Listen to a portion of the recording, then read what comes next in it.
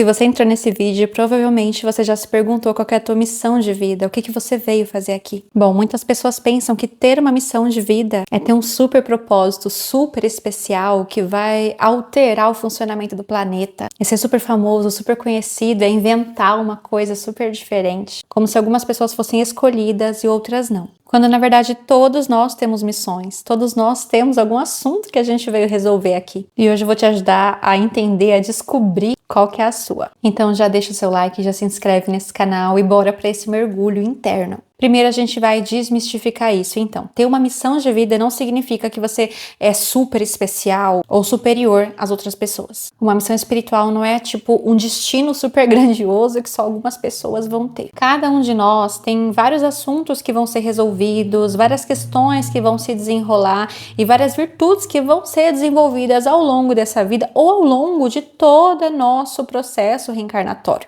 Algumas missões de vida levam várias vidas para serem concluídas. Por isso que as pessoas têm muitas vezes experiências bem diferentes. Tem pessoas que sempre repetem padrões semelhantes, enquanto tem outra pessoa que nunca experienciou aquilo que aquela pessoa vive sempre. Porque cada uma está resolvendo seus próprios processos. Eu mesma, gente, nossa senhora, em todos os meus relacionamentos amorosos do passado, tá? Mas em todos os relacionamentos anteriores eu fui traída. E eu tenho amigas que nunca foram traídas. Claro que envolve toda a questão das escolhas que eu vou fazendo, das pessoas que eu vou atraindo, das minhas próprias crenças, mas tudo isso é um conjunto de coisas que fazem parte dos desafios, do propósito ali, do que eu precisava aprender, dos assuntos que eu vim tratar aqui, da ferida da traição que eu vim trabalhar. E isso não é sobre karma. Meu Deus, essa pessoa precisa ser traída, meu Deus, você precisa passar por certos desafios, você tem que sofrer. Não é sobre isso. É sobre situações, desafios que vêm lembrando a gente sobre aquele propósito, situações que vêm chamando atenção para aquele ponto que a gente precisa trabalhar, evoluir, desenvolver. Então não existe uma única missão que serve para todo mundo. Cada um de nós está trilhando um caminho. E repito, não estou romantizando as dificuldades que você tem, os desafios que você enfrentou, mas é muito importante a gente olhar para isso com coragem e ver ali o que aquilo está chamando atenção para nós, qual é a ferida que aquilo veio nos mostrar. Essa consciência de sair, pelo menos por um segundo, do sentimento de vítima e conseguir olhar com clareza o que isso está me mostrando, nomear os sentimentos que aquilo vem trazendo, já é o primeiro passo para a gente entender os assuntos que a gente está trabalhando aqui nessa vida. A gente identifica essa missão a partir da observação dos padrões que sempre se repetem na nossa vida. Quais são os desafios que vão se repetindo na sua jornada? Qual é a situação que mesmo que você tenta fugir, sempre volta, sempre acontece de novo? Isso é o primeiro sinal e o sinal mais óbvio de que alguma coisa precisa ser aprendida ou resolvida naquela área. As nossas dores, elas também são pistas da nossa missão espiritual nessa vida. Muitas vezes essas dores que a gente vai enfrentando pelo nosso caminho são o que levam a gente para o nosso propósito. E mais uma vez eu repito, antes que vocês venham aqui fazer mimimi nos comentários, eu não tô romantizando as coisas ruins que acontecem com a gente, mas sim tentando fazer você olhar de forma útil tudo isso que já aconteceu. Já que já aconteceu, vamos dar utilidade para isso. Vamos usar isso para entender o que a gente está trabalhando aqui. Porque você quer uma resposta, eu também sempre quis uma resposta. E infelizmente ou felizmente, essa resposta vai vir quando a gente tiver coragem de olhar para isso de frente, de olhar para esses desafios, para essas dores de frente. E outra, com certeza você já percebeu que pessoas que enfrentaram desafios super profundos, que passaram por situações bem complicadas, elas costumam ajudar outras pessoas a passarem por essas situações também. Pessoas que tiveram aquela famosa noite escura da alma, e se você não sabe o que é isso, comenta aqui porque eu posso fazer um vídeo sobre. Pessoas que passaram pela noite escura da alma são pessoas que têm um despertar muito mais claro, não é mesmo? Então, repito, isso não significa que a tua missão espiritual é sofrer, Maria do Bairro.